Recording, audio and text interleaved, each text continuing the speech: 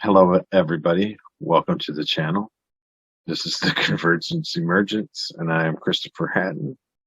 And today we're going to talk about, the pace of acceleration and try to build an argument that the pace of acceleration is accelerating in terms of deflation due to digitization, transition to EVs, renewables, healthy foods, and automated labor. And there's a lot of things happening simultaneously, but there's a lot of evidence now that we can talk. I want to talk about two things specifically, both examples from Tesla. And the first one is Tesla started out as an EV company. So they started out with batteries. They've never made an internal combustion engine. They have zero expertise with that. Part of their original plan was, well, we're going to need to build out all of this charging infrastructure to be able to charge the EVs because we're the only ones making them in mass in the United States. I mean, there were EVs like the Nissan Leaf and the Chevy Bolt and a couple others, but that was mostly charging at home and some destination chargers, they call them, so lower charging speed but more of them out there. What happened in the past week is pretty incredible, although very predictable. Since Tesla has been building out their charging infrastructure now globally for a while, they're getting to the point where they're starting to get tens of thousands of these stalls already installed in use around the globe.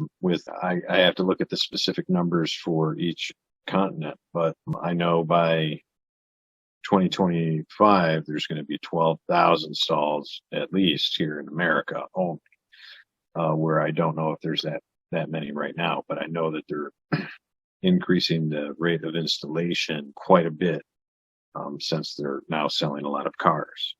So that means that there's this entire charging network out there that none of the other companies are paying attention to.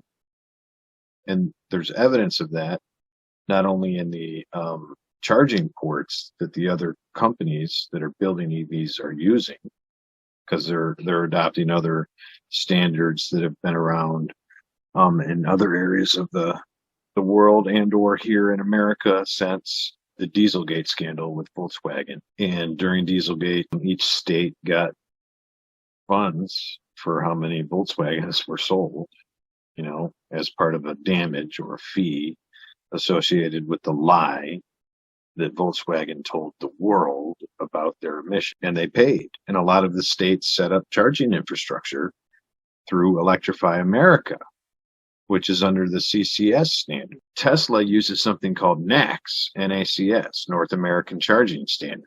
No other car company had adopted it or used it or put their, made that so their cars would be able to charge with it. And so the United States government set up incentives for charging infrastructure. And for Tesla to be eligible for that, they had to include adapters onto their own charging infrastructure so that people with CCS cars can pull into a Tesla charging station and then they call it the magic box, but unlock the magic box and plug it into their car. So then a NACS plug can hook to a CCS adapter and charge your car. But now what's happened in the past weeks, both Ford and GM have agreed to do two things in regards to the charging infrastructure. They've agreed to partner with Tesla to gain access to Tesla's charging infrastructure for Ford and GM customers. So this is very good because it was a demand of their customers. And these are the customers that are going to be Ford and GMs moving forward because there's a lot of brand loyalty. They're like, one of our biggest things is range anxiety, and a lot of these Electrify America things don't even work when we go to them. So we know that the Tesla network works. Why can't we use that? And it's like, we can't use that because we haven't talked to them and negotiated that yet.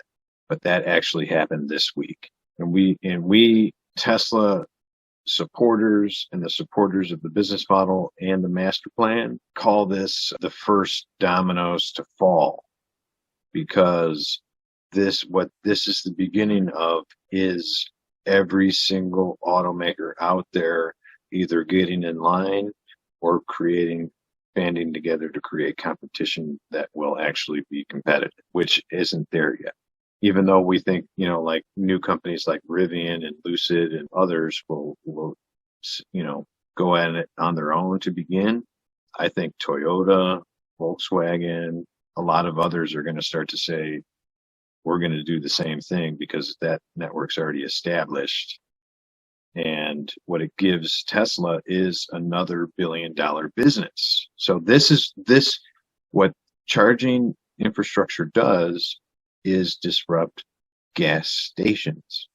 So as gas stations start to be used less because people are using EVs more, Tesla's going to absorb all of that revenue and then return everything else to society as societal surplus. And that's what Tesla is going to do. It's not going to replace it one for one. It's going to be a lot cheaper to charge your vehicle than it is to fill your tank. And the rest of that money is going to go directly back into the society as something called societal surplus. And that we learn about that in economics. That's huge. So now we have confirmation from the top dogs in the industry worldwide. And I know we're talking, we need Volkswagen and Toyota for it to be actual, but the top dogs here in North America have said, Tesla's the best. We can't compete. We're going to join them. And that's confirmation that they were wrong, and listening to the old world order is wrong. So I'm more worried about the old world order, people, not what we're heading towards. The second thing that's going on is huge because it's already Tesla's next move. And they started this, I think, 18 months ago, 2 years ago. Because 2 years ago, they said, we've already won in EVs. We're going to move on to the next step. And that's energy. So then they need to scale their battery production and their power walls and megapacks. So those are their two energy storage products now. One will be revealed this year because that was in their investor day. And we think it'll be a larger power wall and then maybe something in between the megapack and the power wall. But just 3 years ago, largest battery in the world was 250 megawatts. And what the thing that's happening today is we're starting to see headlines every other day, every third day of 250, 300 megawatt, 400 megawatt batteries. So that's starting to proliferate, folks. And Tesla's getting the lion's share of it because they're the only ones that are building these things in scale, other than BYD, and they're out in China. Tesla has already won EVs, and they've already done that in their own minds as a corporation, or have already moved on to energy. And then the step after that is to labor, and that's with the robots. So that's already all in process. So we have to keep in mind, it's like, oh no, Ford and GM are now going to be able to compete and they're going to survive. Good.